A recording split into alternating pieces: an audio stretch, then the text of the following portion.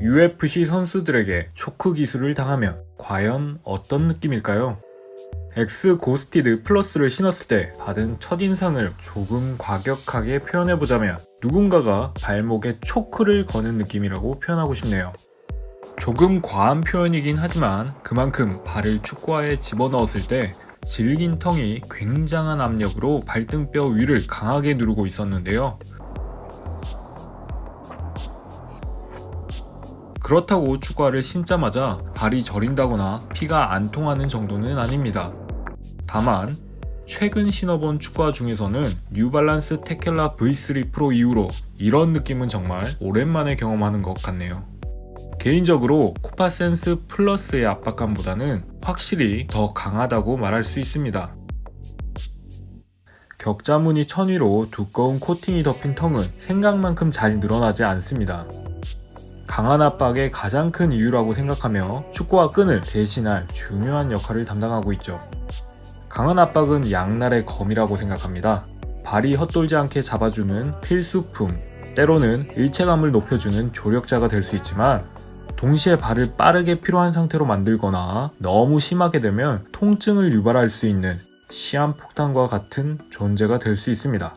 그만큼 누군가에게는 급격한 움직임을 잘 잡아주는 정말 딱 좋은 압박감, 또 다른 누군가에게는 신을 수 없을 정도의 불쾌한 압박감이 될 수 있죠. 그래서 그 정도가 중요할 것 같은데요. 저에게 있어서는 이 X 고스티드 플러스의 중족부 압박감은 시간이 지나면서 그 압박감이 익숙해지고 무뎌져 갔으며 처음엔 약간은 과해 보일 수 있지만 축구하기 괜찮은 정도라고 평하고 싶네요.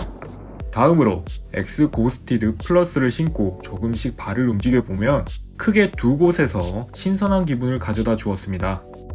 한 가지는 앞서 설명한 대로 발등 위쪽을 강하게 누르고 있는 힘이었고, 나머지 한 가지는 뒤꿈치 끝 좌우 양쪽으로 단단히 잡고 있는 느낌을 말합니다. 실제로 축구화 안쪽에 큼지막한 쿠션이 들어가 있고 쿠션 자체가 뒤꿈치를 압박하고 있는 것은 아니지만 쿠션 모양과 위치 그리고 앞쪽에서 강하게 누르는 힘에 의해 마치 축구화에 발 뒤꿈치가 결박당한 기분이 들었네요.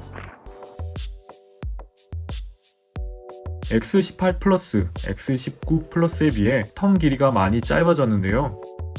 착용하고 나서 보면 확실히 깔끔한 실루엣으로 변한 점을 알 수 있었습니다. X18 플러스 텅이 얇은 고무질감 같았다면 X19 플러스 고스티드 플러스는 플라스틱 질감에 가까웠는데요. 텅 끝부분이 얇고 날카롭게 느껴지기 때문에 움직일 때마다 살을 찌르지 않을까 걱정도 했습니다. 그러나 도톰한 양말 덕분인지 몰라도 뛰는 데에는 전혀 불편하지 않았습니다. X 고스티드 플러스의 어퍼는 내장재, 내부 소재가 딱히 보이지 않습니다.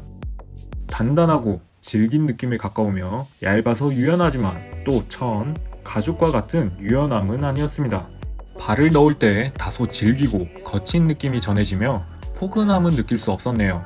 빈틈없는 중족부에 비해서 발볼과 발가락 쪽은 비교적 여유롭습니다. 어퍼가 발이나 발가락을 과하게 누른다거나 찌르는 부분은 없었습니다. 다만 부드럽지 않은 어퍼이기 때문에 발 앞쪽을 구부렸을 때 살을 누르는 느낌을 받을 수 있습니다. 이번 X 고스티드 플러스의 스피드 프레임 아웃솔은 여러 변화를 거쳤는데요. 달라진 스터드 모양은 X18 플러스, 19 플러스의 스피드 프레임의 느낌과 크게 다르지 않았습니다. 인조 잔디에서 착용할 때 다소 불안하니 착용자의 주의가 필요합니다. 그리고 X 고스티드 플러스에서 가장 강력한 무기라고 할 수 있는 아웃솔 앞쪽에 들어간 카보텍스사의 카본 섬유 플레이트를 지금부터 이야기해 볼 텐데요. 아디다스에서 축구화 전체를 봤을 때 작은 부분이지만 착용감 전체를 좌우할 만큼 중요하다고 표현했죠.